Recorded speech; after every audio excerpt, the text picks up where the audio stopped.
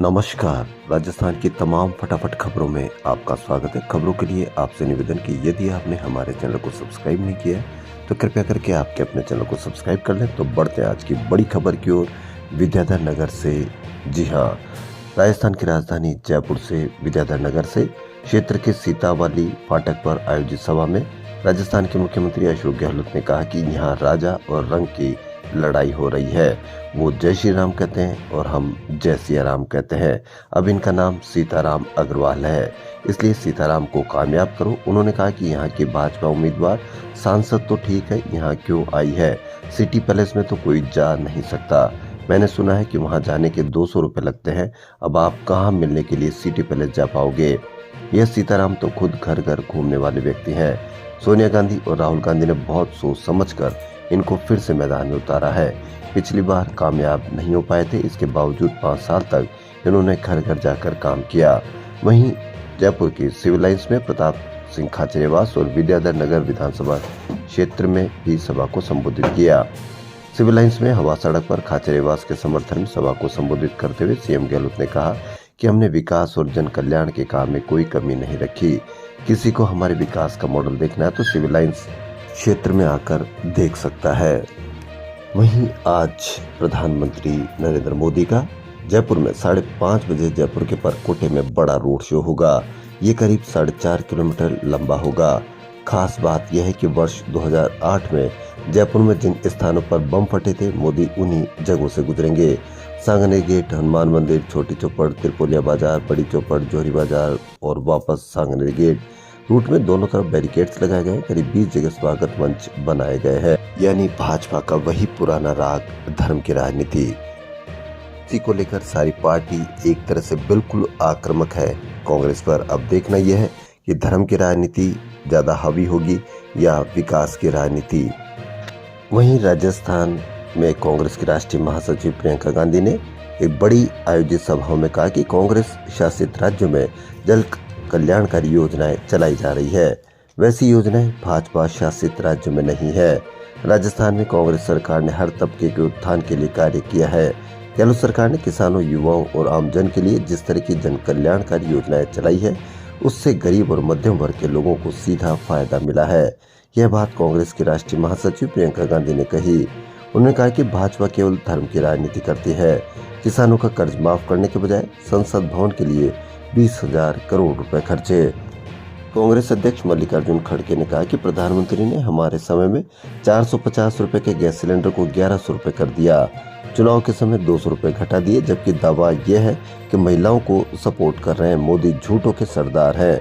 उन्होंने कहा था कि हर साल युवाओं को 2 करोड़ नौकरियां दूंगा, उन्हें 10 तो 20 करोड़ नौकरियां आखिर है कहाँ?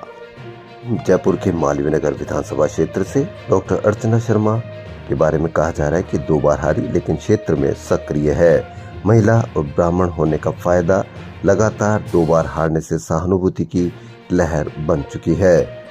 चुनाव आयोग ने 80 साल से अधिक उम्र के बुजुर्गों को घर से वोट देने का विकल्प दिया है। जब पोलिंग टीम होम वोटिंग के लिए बुजुर्ग के घर पहुंची तो दुर्भाग्य से अपने मताधिकार का उपयोग करने से पहले ही जिले के 95 लोगों का निधन हो गया है और 151 मतदाता घर पर नहीं मिले।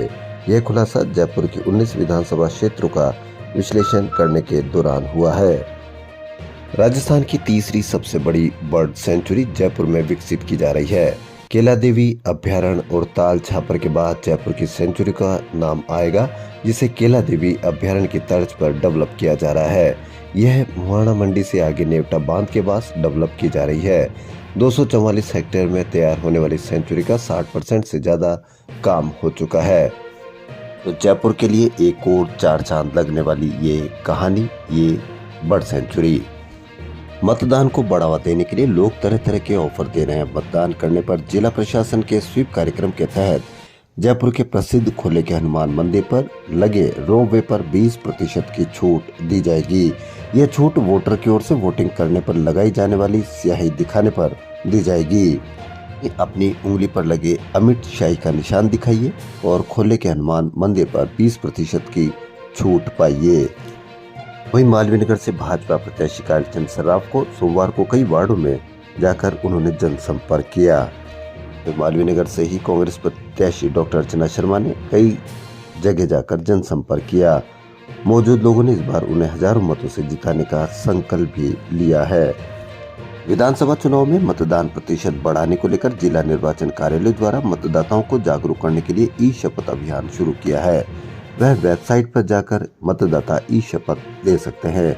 इस कड़ी में मतदाता जागरूकता अभियान के तहत सोमवार से ई शपथ अभियान का आगाज हुआ। भगवान सूर्य का 4 दिवसीय डाला छठ महापर्व सोमवार को समापन हुआ। अर्घ्य देने के लिए सुबह जल्दी व्रतियों की गलताजी सहित शहर में अन्य जगहों पर बनाए कृत्रिम जलाशयों पर भीड़ लगी रही। 36 घंटे निर्जला व्रत किए महिला पुरुषों ने जलाशयों में खड़े होकर पूर्व दिशा की ओर मुंह करके उगते हुए सूर्य भगवान को अर्घ्य दिए और उपासना की। वहीं उत्तर भारत की प्रमुख श्री वैष्णव पीठ उत्तर तोदाद्री गलताजी में मंगलवार से दक्षिण भारतीय संस्कृति के साथ 7 दिवसीय ब्रह्मोत्सव शुरू होगा। ब्रह्मोत्सव के पहले दिन गालव ऋषि आश्रम यज्ञ वेदी कुंड से वैदिक विधि से पूजन के पश्चात कलश यात्रा गाजे बाजे से निकलेगी, जो रामानुज कीर्ति स्तंभ की परिक्रमा करने के बाद श्री मननारायण संकीर्तन करते हुए सीताराम मंदिर पहुंचेगी। सीनियर राज्य स्तरीय बाल बैडमिंटन चैंपियनशिप हुई, जिसमें पुरुष वर्ग में जयपुर उप विजेता रहे और महिला वर्ग में तृतीय स्थान जयपुर ने प्राप्त किया। विश्व विख्यात पुष्कर मेला शुरू होने के साथ ही पुष्कर एवं आसपास के होटल, गेस्ट हाउस, रिसोर्ट्स महंगे हो गए हैं। अमूमन सभी बड़े होटल रिजॉर्ट्स को 2 से 3 गुना टैरिफ बढ़ाया गया है, जबकि विदेशी सैलानियों की कमी के कारण छोटे होटल संचालकों ने टैरिफ घटा दिया है। बावजूद इसके कई होटल और गेस्ट हाउस अभी भी खाली पड़े हैं और संचालक मेहमानों का इंतजार कर रहे हैं। वल्लभ संप्रदाय की प्रधान पीठ श्री नाथजी प्रभु की नाथुवास स्थित गौशाला में गोपाष्टमी पर्व पर शाम हुई गो क्रीड़ा ने दर्शकों को रोमांचित कर दिया। गो क्रीड़ा देखने हजारों की संख्या में दर्शक पहुंचे। गोपाष्टमी पर्व पर गौशाला में गो क्रीड़ा विशेष प्रदर्शन हुआ। पर्व पर गौशाला के सभी ग्वाल बालों ने इत्र से बिजारों को सुगंधित कर रंग रोगन कर सजाया। राजस्थान की खबरों फिलहाल इतना ही। यदि आपको हमारा चैनल पसंद आए तो लाइक, सब्सक्राइब और शेयर अवश्य करें। धन्यवाद।